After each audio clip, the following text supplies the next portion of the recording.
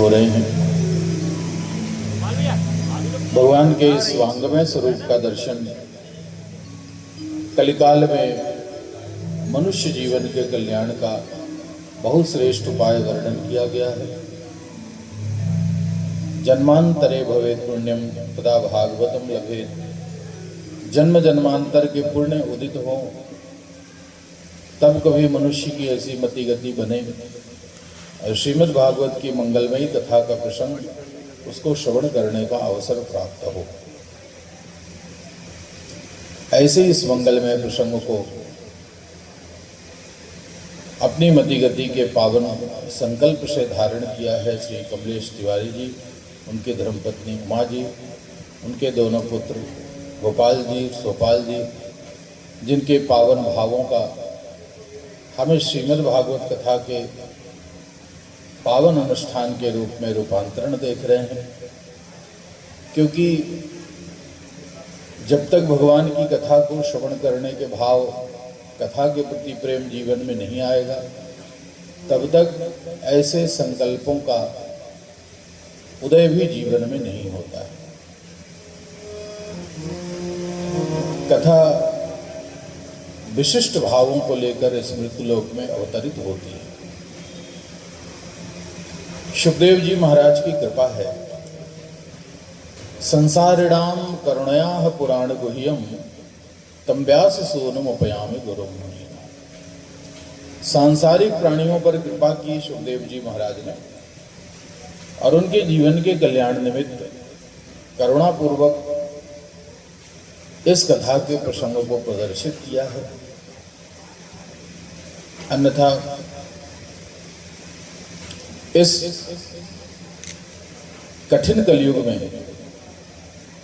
भगवत प्राप्ति का उपाय मनुष्य जीवन को प्राप्त होना बहुत दुर्लभ था। ये कथा स्वर्गे सत्ये च कैलाशे वैकुंठे नास्ते अमृषम अतः पिबन्तु सद्भाग्या है मामा मुंचत करहिचित्। सुखदेव जी कह रहे हैं ये कथा कहीं और मिलती नहीं है। स्वर्ग में, सत्यलोक में, कैलाश में, वैकुंठ में, ये तो मृत्युलोक की कथा है। और मृत्युलोक में जब श्रीमद् भागवत की कथा को श्रवण करने का अवसर मिल जाए तो मामा मुंचत करहिचित्, इसको छोड़ना नहीं, भाव से इस कथा के प्रसंग को स्वीकार करना चाहिए। कथा की विशिष्ट महिमाओं के स्वरूप को हम कथा के ही प्रसंगानुरूप दर्शन कर रहे हैं। अनेक भक्तों ने इस कथा के माध्यम से भगवान की भक्ति के भाव को स्वीकार किया और अपने जीवन को परमात्मा के स्वरूप में समर्पित करके अपने जीवन के पूर्ण लक्ष्य को प्राप्त कर लिया है। ये हम सबके जीवन का परम सौभाग्य है कि प्रभु ने ऐसी करुणा हम पर की है कि हम भी इस कथा के पावन प्रसंग को अमृत रूप में स्वीकार करके इस जीवन के पूर्ण लक्ष्य को, मानव जीवन की श्रेष्ठता को प्राप्त करने के मार्ग पर चल रहे हैं। दशम स्कंद की कथा के प्रसंग को हम श्रवण कर रहे हैं। ये साक्षात भगवान का हृदय है। भगवान कृष्ण की लीलाओं का प्रसंग दर्शन कराया गया है। नारद जी महाराज ने व्यास जी को ये संकेत किया था कि आपने सब कुछ वर्णन कर दिया, लेकिन ना तथा वासुदेवस्य महिमा है वर्णितः।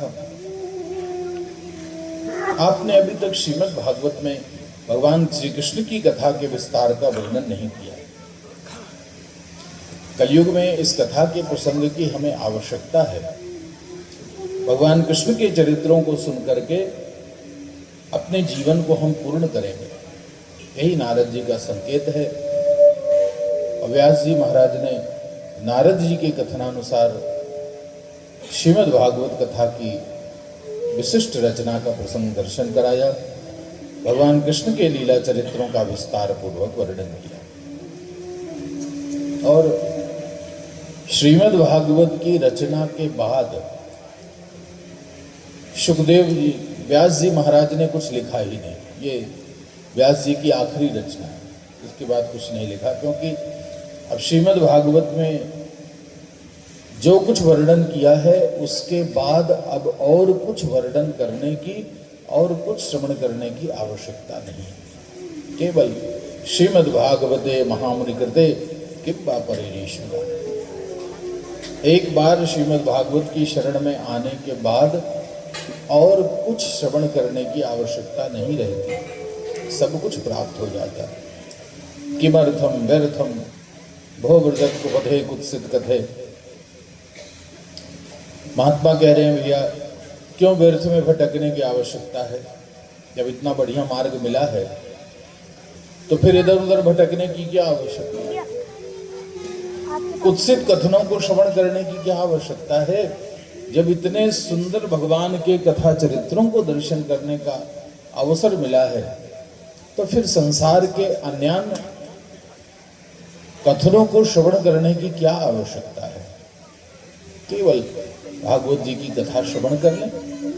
प्रमाण है कि केवल इस कथा को श्रवण करके परीक्षित जी महाराज को मुक्ति की प्राप्ति हो गई है, केवल कथा सुनकर के। ऐसे सुंदर भावों का प्रसंग सुखदेव जी महाराज राजा परीक्षित को दशम स्कंद के कथा प्रसंग के अंतर्गत भगवान श्री कृष्ण की लीला चरित्रों का अद्भुत विस्तार वर्णन कर रहे हैं। कल हमने दर्शन किया, भगवान ने मथुरा में अवतार लिया, गोकुल में अपनी लीलाओं का क्रम प्रारंभ किया। पूतना, शकटासुर, तृणामृत जैसे असुरों का उद्धार किया भगवान ने। माखन चोरी, मृद भक्षण जैसी लीलाओं का दर्शन कराया। वृंदावन आकर के भगवान ने अघासुर, बकासुर जैसे असुरों को मोक्ष दिया। गायों की सेवा की, काली का मानमर्दन किया। ब्राह्मणों पर, गोपियों पर भगवान की विशिष्ट कृपा का दर्शन हुआ है। और आर्तत्राण परायण है प्रभु, हमारे जीवन के समस्त संकटों को दूर करने वाले हैं। 7 दिन तक भगवान ने गोवर्धन पर्वत को धारण करके अपने उस महत ऐश्वर्य का दर्शन कराया जो वर्णन करने योग्य नहीं। इतना अद्भुत स्वरूप है भगवान का। 7 वर्ष की आयु में 7 कोस के गोवर्धन पर्वत को 7 दिन तक धारण करके अपना वो अद्भुत अव्याहत ऐश्वर्य दर्शन करा रहे हैं। ये मनुष्यों की लीला नहीं है। भगवान के इस वैभव को देख करके इंद्र स्वर्ग से आए, भगवान से क्षमा मांगी, भगवान की स्तुति किया और 10 श्लोक बोले। 10 श्लोक में भगवान प्रसन्न हो गए।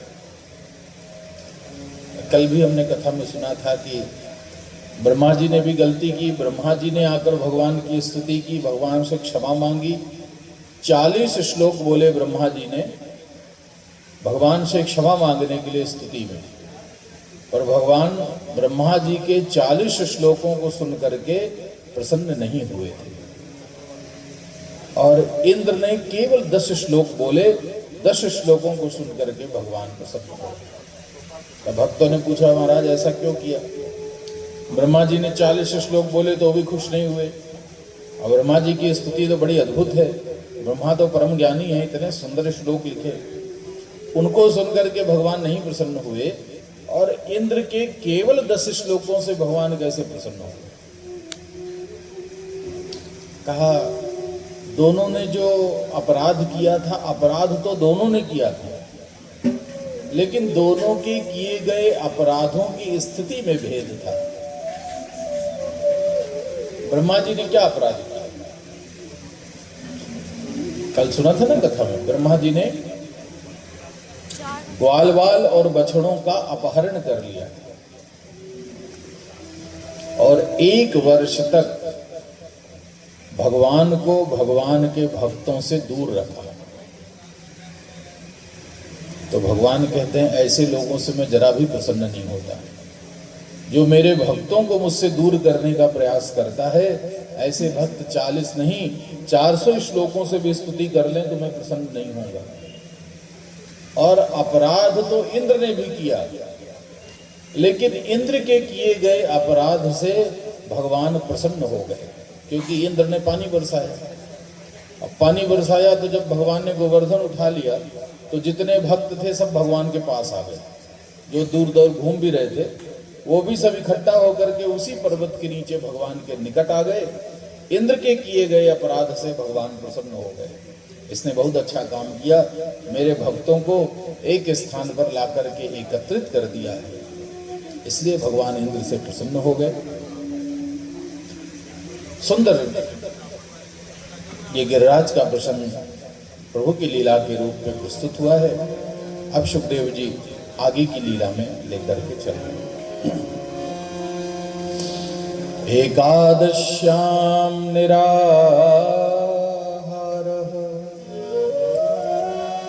समभ्यर्च जनार्दनम् स्नातुं नन्दस्तु कालिन्द्याम् द्वादश्याम जलमाविशत।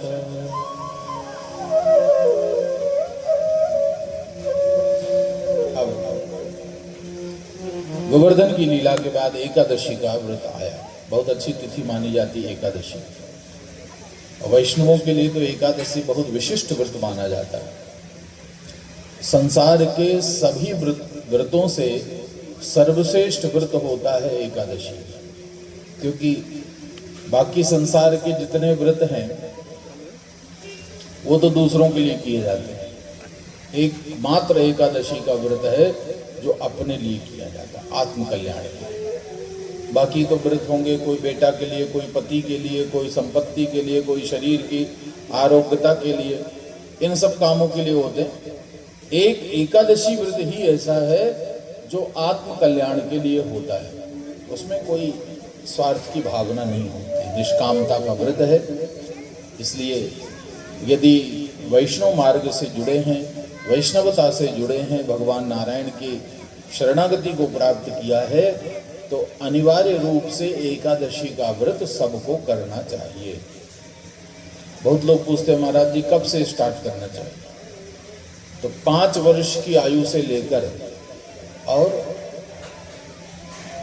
मरण पर्यंत एकादशी का व्रत करना चाहिए सबको। 5 वर्ष के बालिका अवस्था से लेकर और मरने तक एकादशी का व्रत करना चाहिए। बहुत बार लोग कहते हैं महाराज जी 20 साल हो गए एकादशी रहते, अब उसका पारण कर लें, उद्यापन कर लिया जाए। तो एकादशी के व्रत का उद्यापन नहीं होता। जब एकादशी कोई सामान्य फल की कामना से की गई हो विशेष अवधि में, तब उसका करते हैं उद्यापन। लेकिन एकादशी यदि केवल भगवान की भक्ति के निमित्त कर रहे हैं, केवल भगवान की शरणागति के निमित्त कर रहे हैं, तो फिर उद्यापन करने की क्या जरूरत है? 20 साल हो गए चाहे 25 साल हो गए, भोजन का उद्यापन करते हैं कभी? कि महाराज जी 60 साल से खा रहे हैं अब उद्यापन कर रहे हैं, करते हो कभी? जब तक जीते हो तब तक खाते हो।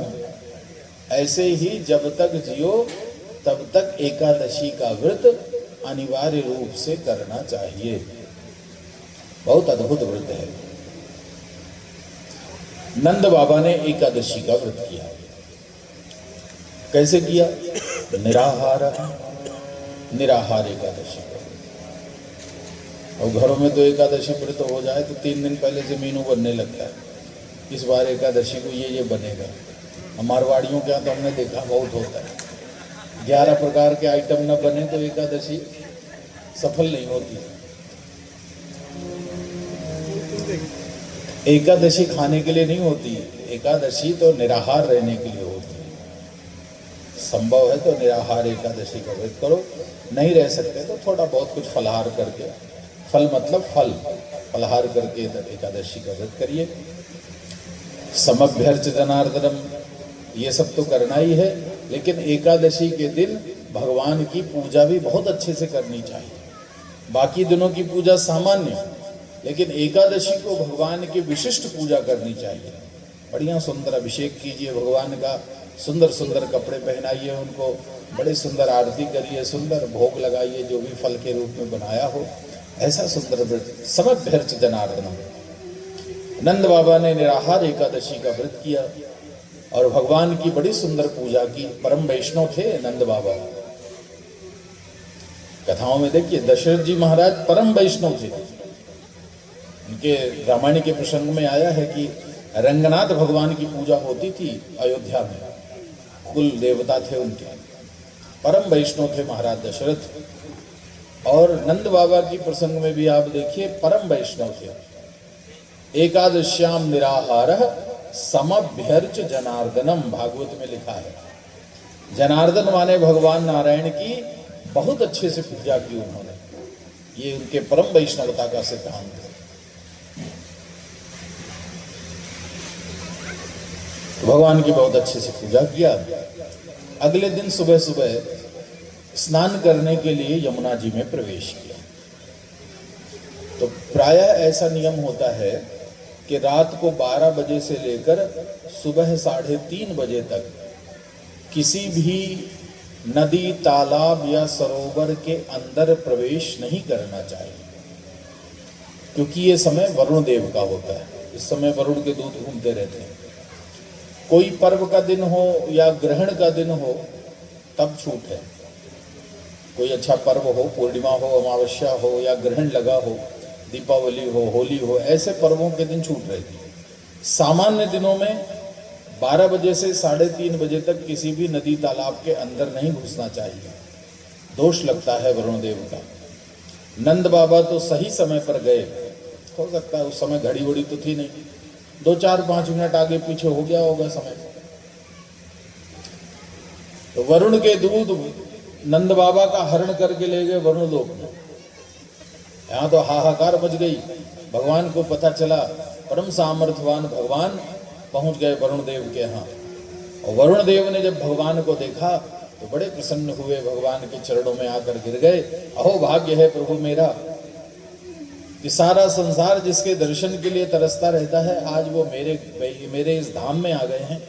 भगवान का बहुत अच्छे से स्वागत किया, क्षमा मांगी और बहुत सम्मानपूर्वक नंद बाबा को वापस किया। भगवान अपने पिता को लेकर के आ गए ब्रज में। इस घटना के बाद अब ब्रजवासियों की दृष्टि थोड़ा थोड़ा बदलने लगी। इस घटना के बाद लोगों के मन में ये बात आ गई कि कृष्ण इतनी असामान्य शक्तियों से युक्त है कि इसको हम साधारण बालक कैसे माने। नंद बाबा से पूछा कि नंद जी, ये कृष्ण की शक्तियां बड़ी अद्भुत हैं। 6 दिन की आयु में इसने पूतना को मार दिया था, अघासुर जैसे असुर को मारा, कालिया के सर पर नृत्य करने वाले और 7 दिन तक गोवर्धन पर्वत उठाने वाले और सीधे डायरेक्ट वरुण लोक में चले गए। ये कोई साधारण बालक नहीं है, क्या रहस्य है इसका? उन्होंने कहा भैया हम ये सब कुछ नहीं जानते हैं। हाँ, इसका जब नामकरण हो रहा था तो गर्गाचार्य जी ने मुझे संकेत किया था कि ये साधारण बालक नहीं है, नारायण समो गुणई है, इसके गुण साक्षात नारायण के समान हैं।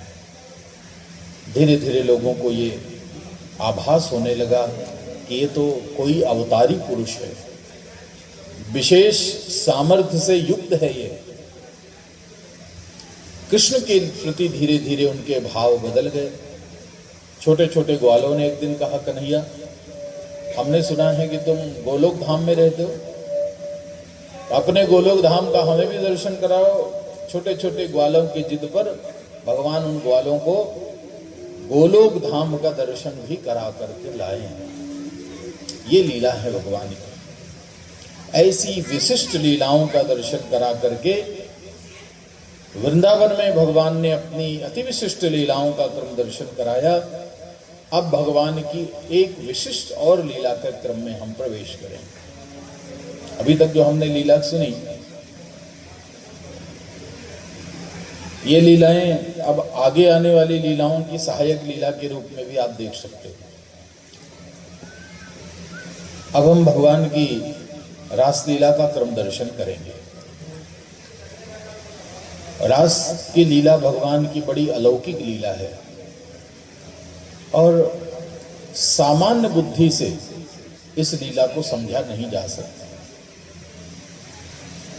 इस लीला को सुनते समय, दर्शन करते समय या इसका पठन पाठन करते समय भक्तों के बुद्धि में किसी प्रकार का संदेह या मोह उत्पन्न ना हो, इसके लिए ही भगवान ने अभी तक की लीलाओं का क्रम दर्शन कराया। ये बात अच्छे से जानने के लिए कि कृष्ण कौन है। कृष्ण भगवान हैं और भगवान को भगवान जैसी बुद्धि से देखना, इसके लिए भगवान ने ब्रह्मा जी के मोह को दूर किया। ग्वाल वाल और बछड़ों का अपहरण होने पर उतने ही रूप बना करके ब्रह्मा जी को बताया, मैं भगवान हूं। कालिया का मान मर्दन किया, नाग जाति को बताया कि मैं भगवान हूं। 7 दिन तक गोवर्धन उठा करके रखा, इंद्र को बताया कि मैं भगवान हूं। वरुण लोक में जाकर वरुण को दर्शन देकर वरुण को परिचय दिया, मैं भगवान हूं। और छोटे छोटे